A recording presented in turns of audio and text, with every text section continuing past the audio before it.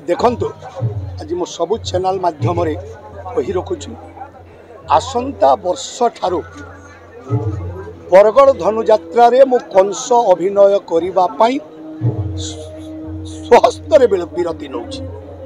मु आउ बरगड़ रे कंस अभिनय करिबी नाही। बयस मते टिके साथ दो तेणु बरगड़ धनुयात्रा भारी कष्ट तेणु मो स्वेच्छा विरति नौछि।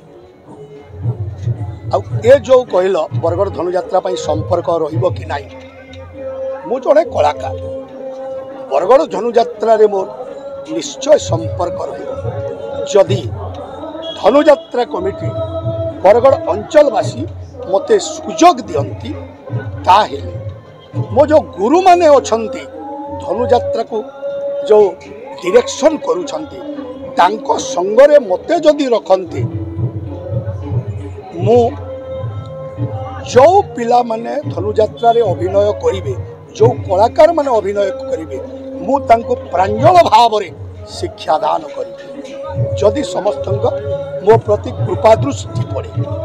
किंतु बरगड़ व्यतीत मो अन्यान्य यात्रा मानकरे कोठी कंस कोठी रावण कोठी जलंधर कोठी तारकासुर मु निश्चय करिवी।